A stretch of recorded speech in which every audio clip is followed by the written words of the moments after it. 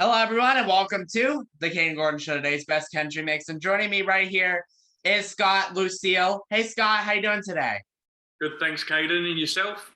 Doing good. Thanks for asking. So, kind of tell us a little bit how you got started with your music. Well, I was a covers artist for I moved out to Thailand probably 2012.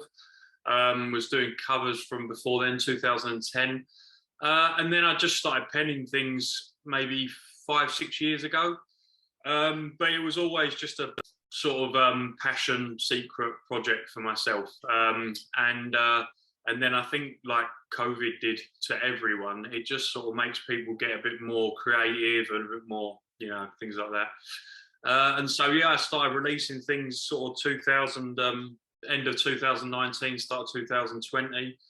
And yeah, we got I'm No Weatherman from that. And now I'm sort of lining up another 10, 15 songs to bring out every monthly, really. That's great. Yeah. What is one thing that you most enjoy about music? Good question. Yeah, especially this last year and a half, I've just realised that it's basically everything for me. I was in England for the last year for COVID, and now I've come back to Thailand where I do a lot of gigging and touring around Thailand and Asia. And we're in a massive lockdown here now at the moment. So I'm now literally 18 months and I've played one performance, and it's like, it makes me miss it. That's the part I miss more than anything in the world. Like, that's just playing for people. And I've tried to do the sort of online gigs and the YouTube gigs and, sessions and Facebook, but it's not the same. You want to play in front of people. That's what it's all about, really. So. But yeah, Absolutely. If you could duet with any singer, who would it be and why? It's there's a few. Can I name a few? Sure. Alive, Bob Dylan, because he's everything that I get from music. My sort of writing and everything is really Bob Dylan based, and I love the fact that he keeps things simple and he just puts the simple lyrics together with simple melodies and still makes it work to this day, which I enjoy. And Dead, I'd probably say Johnny Cash, for almost the same reasons, but just because he was the coolest man alive. So simple as that. Do you have someone or something that inspired you to start writing your music and singing? I don't think my mum or my dad will be too upset with me for saying myself. My dad loved music, and my mum loves sort of theatres and shows and that. But really, it was I just grew obsessed with music myself, really. And the people I just mentioned made me obsessed with it. Johnny Cash, Bob Dylan, Bruce Springsteen, The Killers, Coldplay, Damien Rice, so many. So really, it's just been a collective from I just drag myself up listening to like everything and anything. I still listen to rap music, R&B music, jazz, blues.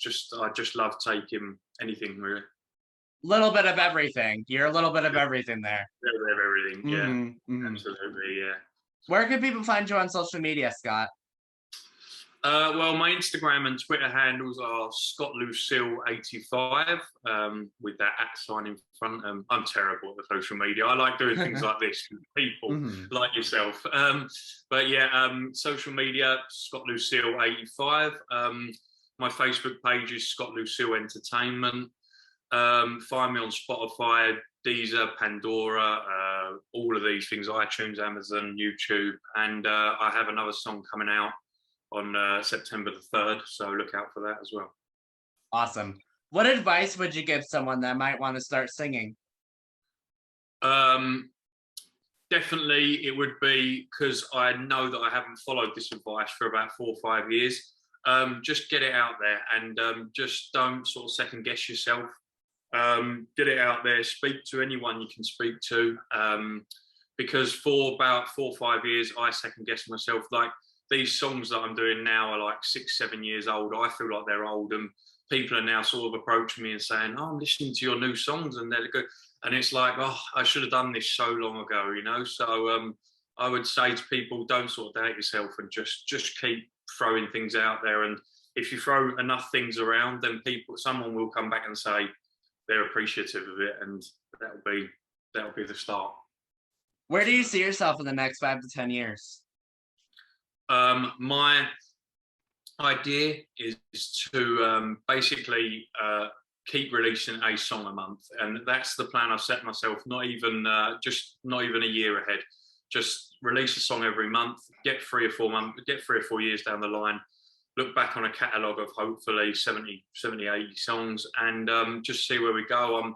I'm not in the market to be a pop star or anything like that. I just would love my idea is just to have a cult following of people that appreciate new artists and things like that. People like yourself and radio shows that like explore new artists and people at it. And so I guess my ambition is to be with you again in 2 years doing an interview saying, wow, look when we first met. So that's just a short-term plan. Yeah. Do you have any hobbies or interests outside of music? Oh yeah, loads. I love football, which in America people not American football, English soccer. So yeah, I love football, love sport, golf, tennis, things like that. Enjoy cooking, which I'm doing a lot of at the moment. Actually, maybe you should ask me the other question about where I see myself in a year, because I think I'm going to be a gourmet chef somewhere at this rate. So, yeah. I mean, hey, it could happen. It could definitely happen. Absolutely, yeah. You'd be asking me about recipes instead of songs in a couple of years. Right. I mean, hey, you could do a little bit of both. Yeah, exactly. Yeah, who knows? Absolutely. Did you play any instruments when you're in school? And if so, what'd you play? No, I was a really late bloomer. I'm glad you asked me that question. Which is another bit of advice I suppose I'll throw out there, that you're never too old and you're never like sort of too past it to do it. Like all these people I meet that are in music have kind of been playing musical instruments since they were like 9 months old or something, you know, like it's scary. And for me, I didn't take any notice of anything at school. I was a bit of a problem child, I guess. So I picked up a guitar like when I was 17 and didn't really take it seriously till I was like 19. But I've got an obsessive personality and I just play and play and play. Still now I play. Like I don't watch TV much. Of course I listen to radio still. But I just play and play and play. So I picked up the guitar at about 17, 18, and then keys and the singing and everything that else has come with it over the years, really. What skills have you learned that help you in your singing career or just your musical careers itself? It's definitely helped me dealing with people, growing thick skin. I would say like I'm better equipped of dealing with perhaps negative reviews or negative critique from people, because I think where we are now in social media and that, you are going to release things and you are going to get negative things, because there's a lot of nasty people in the world that would rather say something negative than scroll on by, which I've never really understood. But at 35, I've been doing this now. I've been doing the sort of gigging circuit for 15 years, and I feel because I started late and because I've grown a little bit older than some with it, perhaps I'm a bit better equipped than a 22-year-old to deal with the negative feedback. Yeah. What is your creative process like when you're creating your music? Honestly, this sounds so cheesy, but it's just truth. I very often just wake up and I have like a melody in my head or something, and sometimes I sort of wake up and like I've been sort of humming something or like, and I sort of have to sit there and think, is this a song that I've heard already, in case I'm sort of copying someone or something. But actually, yeah, I sometimes just sort of like lie in bed and sort of think something half asleep or asleep, and wake up and quickly I take a voice note. Phones are the greatest thing in the world now, because otherwise I'd forget everything, and so I just take a voice note. And like even now I've got like 60 voice notes in my phone that are literally of me half asleep going, right, so just do this, and it's just like crazy. Like sometimes I just have to get the guitar out at like 4 a.m. and just put something together.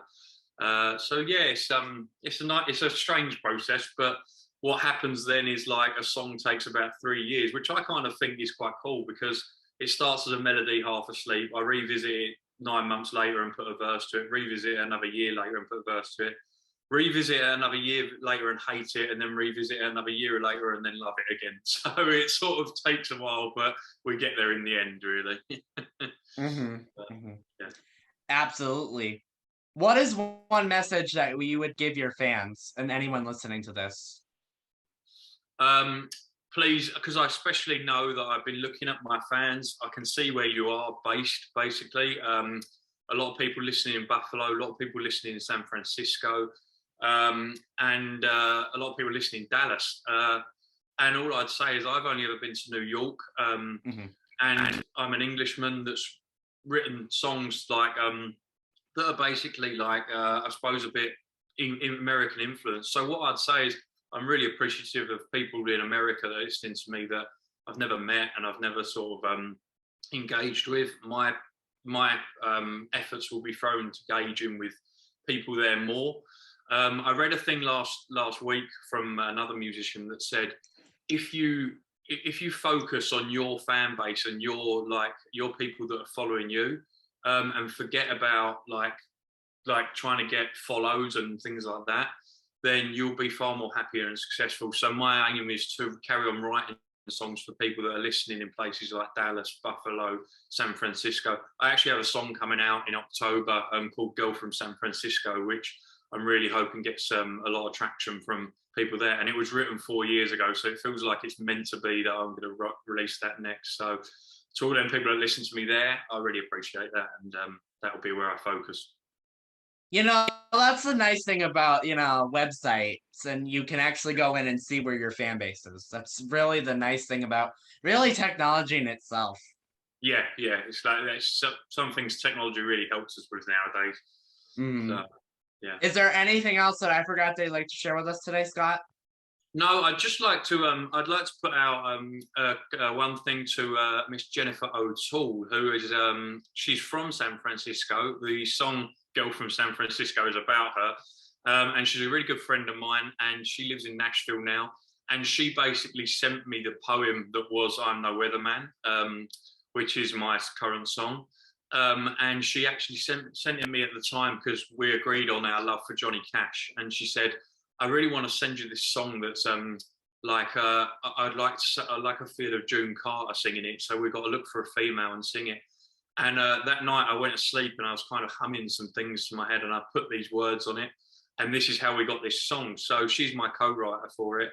And I ended up singing it to her and she went, we're not doing a female singer. We've got I think you should just go with it. And so I still have a few songs tucked away of hers, and she still does a lot of writing. So I just want to put a shout out to her and tell her that keep sending me anything, and hopefully I'll meet her one day when I'm playing live there someday. Well, I just want to say a huge thank you to Scott Lucille for joining me right here on the Kayden Gordon Show, today's Best Country Mix. We appreciate your time, Scott. Thank you, Kayden. Yeah, really, really nice talking to you.